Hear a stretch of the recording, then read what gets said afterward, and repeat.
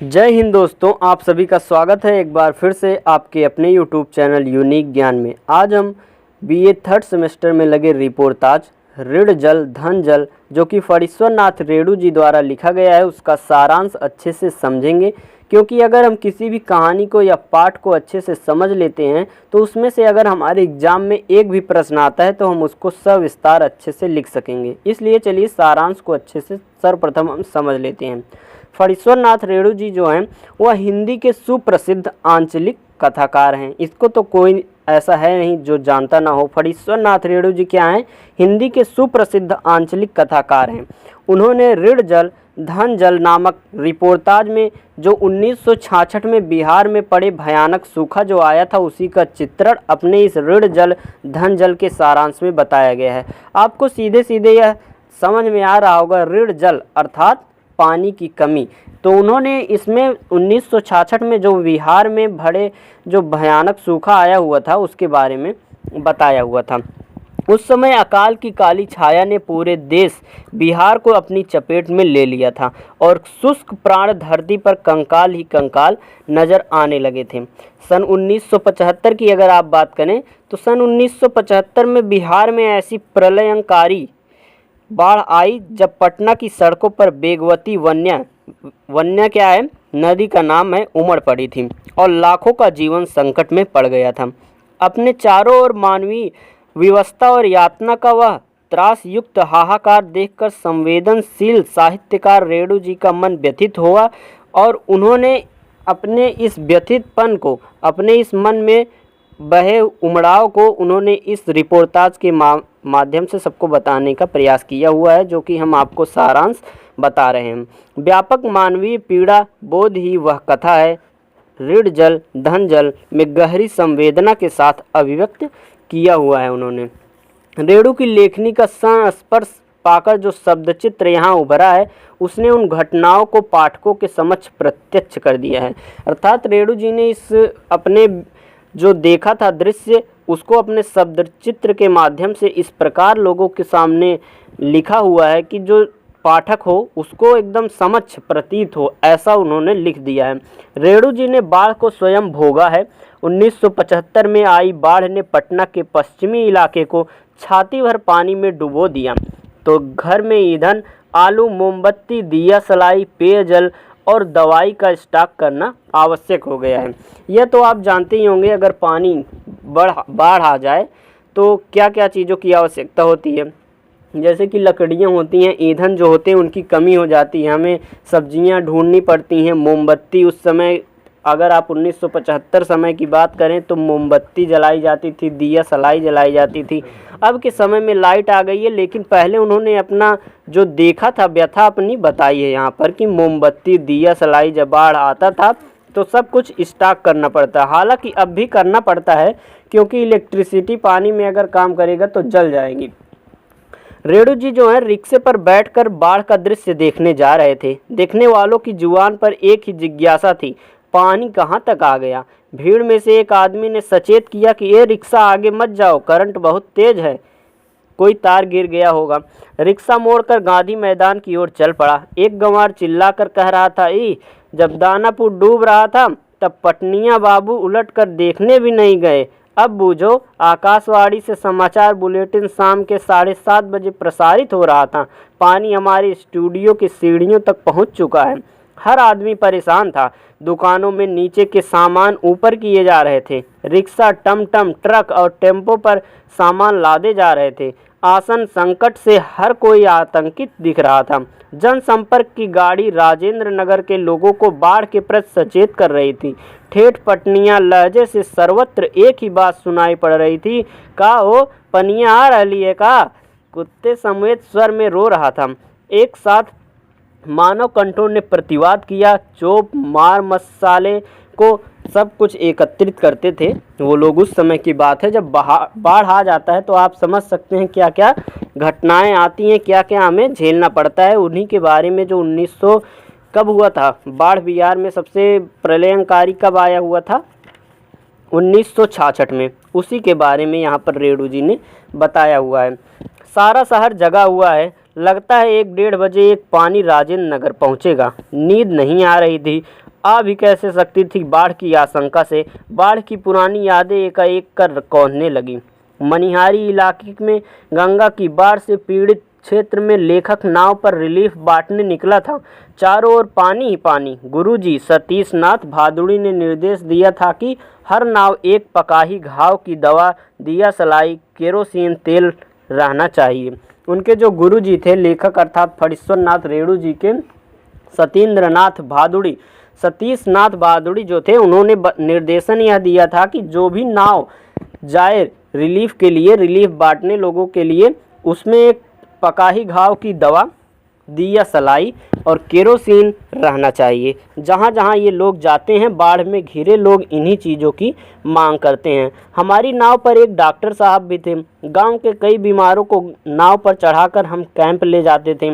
एक बीमार नौजवान के साथ उसका कुत्ता भी कुई कुई करता चढ़ आया तो डॉक्टर साहब चीखने लगे, अरे कुकुर नहीं, कुकुर को भगाओ। बीमार नौजवान लब से पानी से उतर गया। हमारा कुकुर नहीं जाएगा तो हम ही नहीं जाएंगे। वहाँ की भाषा ही बिहार की ऐसी होती है कि हमहू ना जाब हो कुकुर, ऐसी वहाँ की भाषा होती है। तो उन्होंने जो भाषा वहाँ की थी उसी भाषा में लिखा हुआ है। और फिर कुत्ता भी छपाक से पानी में कूद गया, जैसे ही कह रहा हो कि हमारा आदमी नहीं जाएगा तो हमहू नहीं जाएगा।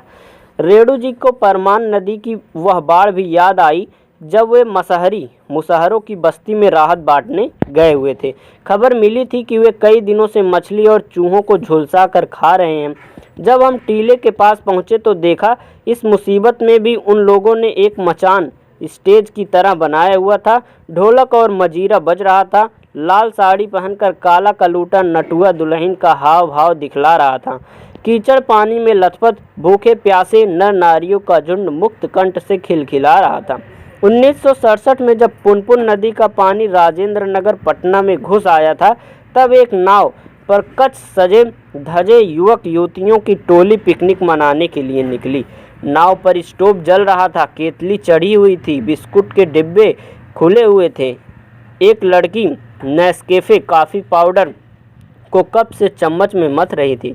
दूसरी लड़की बड़े मनोयोग से कोई सचित्र पत्रिका पढ़ रही थी। एक युवक पैर फैलाकर बांस की लकड़ी से नाव खे रहा था और दूसरा पत्रिका पढ़ने वाली लड़की के सामने अपने घुटनों की कोहनी टेक कर कोई मनमोहन डायलॉग बोल रहा था और ट्रांजिस्टर पर गाना बज रहा था, हवा में उड़ता जाए मोरा लाल दुपट्टा मलमल का। ये गाना तब बज रहा था। जब नाव हमारे ब्लॉक के पास से गुजरी तो चारों ओर छत पर खड़े लड़कों ने किलकारियाँ, सीटियाँ, फप्तियों की ऐसी वर्षा की कि उनकी सारी प्रदर्शन प्रियता धरी की धरी रह गई। लिपस्टिक से लाल युवतियों के होंठ काले पड़ गए और उन नाव वालों को भागते ही बना। किसी के परेशानी का ऐसा फ़ायदा उठाना और बाढ़ को पिकनिक स्पॉट बनाना कहाँ की इंसानियत है। पटना की इस बाढ़ से निजात पाने हेतु ईश्वर से प्रार्थना करके अतिरिक्त और क्या चारा था। ईश्वर की प्रार्थना करना ही एकमात्र चारा था। रेणु जी उस समय ऐसा बाढ़ आ गया था कि वो कहते हैं कि एकमात्र चारा क्या था, ईश्वर की साधना करना ही एकमात्र चारा था। रेणु जी कहते हैं कि अगरबत्ती जलाकर शंख फूंकता हूँ, रक्षा करो भगवान। पता चला पानी का बढ़ना रुक गया है। 20 मिनट हो गए, पानी जस का तस है। एक सरदार जी नाव से सहायता बांटने आए थे। रोटी सब्जी घुंघनी भूखे प्यासे व्यक्तियों को भोजन कराते हुए आगे बढ़ गए। मैंने आवाज़ लगाई, जो बोले सुन यहाँ सत श्री अकाल। नाव पर बैठे स्वयं सेवकों ने जवाब दिया सत श्री अकाल। फिर पूछा कुछ चाहिए रोटी पानी। मैंने उन्हें दिनकर अतिशाला कम्युनिटी हॉल में जाने को कहा, जहाँ बहुत सारे लोग एकत्र थे। इस बाढ़ का कारण था 18-20 घंटे की लगातार बारिश। उन लोगों पर क्या बीत रहा होगा जो खुले आसमान के नीचे हैं। बाढ़ से घिरे हमारे परिवार का हालचाल लेने लोग बाग आने लगे। साहित्यकार मित्र, क्योंकि पानी उतरने लगा था, हर कोई कुछ न कुछ लेकर आता। सब्जी, डबल रोटी, केरोसिन, मिट्टी का तेल। अर्थात रेणु जी ने अपनी पत्नी लतिका जी से कहा कि आप दया करके इनसे ये मत पूछो कि दाम कितना लगा। आर्टिस्ट लोग हैं, बहुत जल्दी इन्हें ठेस लग जाती हैं। सरदारों की रिलीफ टोली आज दोपहर में रोटी पानी बांट गई थी। कह रहे थे शाम को फिर लंगर आएगा, घबराना मत। शाम को एक नया दल आया। प्रवासी बंगाली, बिहारी कवियों, लेखकों, गीतकारों ने मोहल्लों के घर घर से मुठिया जमाकर और एक नाव किराए पर ली। अपने हाथों से रोटियां बेलकर, सेंककर, सब्जी पकाकर बड़े देग में ले गए। और दूध का पाउडर और दवाइयाँ भी हैं नाव पर। आलोक धनवा भी नाव पर था। तरुण कलाकारों की नाव रोटी, सब्जी, दूध, दवा बांटती हुई चली गई। छत पर पहुँचते ही लोग के बीच आ गए थे और प्रत्येक फ्लैट द्वारा संचित, संग्रहित, संपादित समाचार मिलने लग गए। एक युवक आवेश में कह रहा था कि हर बार तटबंध टूटने से बाढ़ का कहर झेलना पड़ता है। कैसा है हमारा अभागा देश। पानी में इतना क्लोरीन बढ़ा दिया गया कि चाय, कॉफ़ी, रोटी सब में एक ही स्वाद। आकाशवाणी से प्रसारित समाचारों में बताया जा रहा है कि सेना के विमानों एवं हेलीकॉप्टरों से बाढ़ प्रभावितों क्षेत्रों में भोजन के पैकेट गिराए जा रहे हैं। अतः आकाश में इनको आवाज़ सुनाते ही निगाहें आकाश की ओर टंग जाती थीं। केंद्रीय खाद्य मंत्री और प्रधानमंत्री भी बाढ़ प्रभावित क्षेत्रों का हवाई सर्वेक्षण करने ही वाले थे। एक नाव पर मेडिकल स्वयं संक्रामक रोगों से बचाव का टीका लगाने दरवाजों पर पहुंच रहे थे और हैजा तथा टाइफाइड से बचाव का टीका लगा रहे थे। रेडियो से बिहार के बाढ़ पीड़ितों के लिए दान मिलने के समाचार भी निरंतर आ रहे थे। दूसरे दिन सुबह राजेंद्र नगर में भोजन के पैकेट गिराए जाने लगे। एक सैनिक हेलीकॉप्टर काफ़ी नीचे उड़ता हुआ रिलीफ गिरा रहा था। अधिक पानी को लेखक ने घन जल नाम दिया तो सूखा को पानी की कमी को ऋण जल नाम दिया। 1966 में बिहार में भयंकर सूखा पड़ा। सूखे का पहला प्रभाव तो यह पड़ा कि बाजार में हर चीज़ की कीमत बढ़ गई। अखबारों में छपता है कि मुंगेर के दक्षिण हिस्से में, पलामू, हजारीबाग में धरती की छाती दरकती जा रही है। पानी पाताल की ओर खिसकता जा रहा है। आदमी भूख से ऐंठ ऐंठ कर मरने लगते हैं। दिल्ली से दिनमान के संपादक अज्ञेय कतार आया है कि वे सूखा क्षेत्र देर आ रहे हैं और क्या मैं कुछ दिन उनके साथ चल सकूंगा। तार पाकर मुझे तनिक भी खुशी नहीं हुई। भारी मन लेकर हवाई अड्डे आता हूँ और अज्ञेय का स्वागत करने। अज्ञेय का मौन ज़्यादा मुखर होता है। उन्होंने मुझसे कई सवाल किए। आप सूखा क्षेत्र में हो आए हैं क्या? क्यों नहीं गए? तुम इस हद तक बीमार हो? मैं सिर झुकाए रहता हूँ, कोई जवाब देते ही नहीं बनता। मैंने सोचा था कि अज्ञेय सबसे पहले बिहार के मुख्यमंत्री से मिलेंगे, फिर कृषि मंत्री से मिलेंगे और तब सरकारी जहाज़ या हेलीकॉप्टर या जीप पर सवार होकर सरकार की मर्जी से सूखा क्षेत्र में जाएंगे। जहाँ जाएंगे वहाँ के सरकारी अधिकारी पहले से ही उनकी यात्रा के उद्देश्य के लिए तत्पर और प्रस्तुत रहेंगे। किंतु उनकी डायरी में सबसे ऊपर जयप्रकाश नारायण का नाम था। अज्ञेय उनसे मिलने के बाद ही संकटग्रस्त क्षेत्रों में जाएंगे। टैक्सी मिली नहीं और जाने की इच्छा न होने पर भी अज्ञेय के साथ रेलगाड़ी से सूखाग्रस्त इलाके में जाने के लिए स्टेशन जाना पड़ा। भारी भीड़, जैसे तैसे गाड़ी में चढ़े। गया स्टेशन में हमें बनियादगंज मोहल्ले में जेपी के पड़ाव पर जाना था। एक पुराने साथान जो रेलवे कर्मचारी को सूचना दी कि जेपी बनारस जाने के लिए स्टेशन पर पहुंचने वाले हैं। पता लगा बात सच है।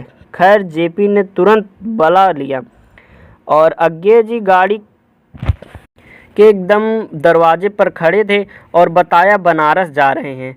जमई, हजारीबाग, पलाम के कई गांवों में के नाम बताकर कहा वहां ज़रूर जाइए।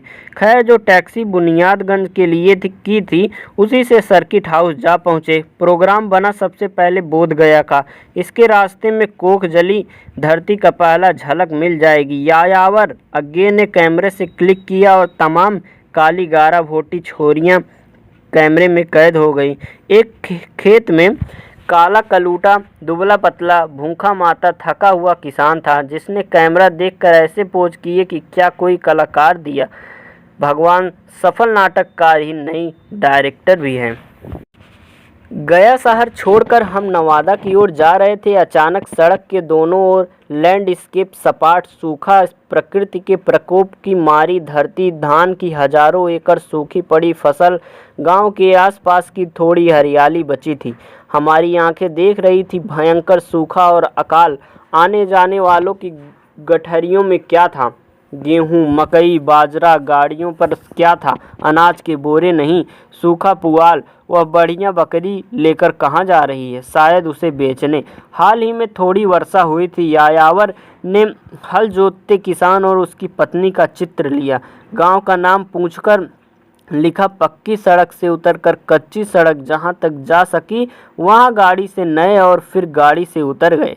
फिर पगडंडी के दोनों ओर सूखी बारी झाड़ी, फिर मिट्टी के छोटे छोटे घर, उजड़े अध उजड़े झोपड़े, छप्पर पर सूखती चिरकुटी, कथरी मिट्टी के बर्तन, कंकाल बना कुत्ता। एक झोपड़े से झांकता एक जोड़ी गुस्से भरी तेज आंखें एक साथ 8 साल की बच्ची की थी। झोपड़ों में तमाम औरतें कपड़े से देह ढकती निकलती हैं, पर्दे एक भी नहीं हैं। हम में से मगही कोई भी नहीं जानता, किंतु हम समझ लेते हैं कि जब उसने पूछा कि चूल्हे में क्या पकाता है, उत्तर मिला पकाने को क्या है जो पकावें। आधा दर्जन से अधिक भूखी माताओं के बीच मैंने अनुभव किया कि गांव की दादी, फूफी, काकी, मौसी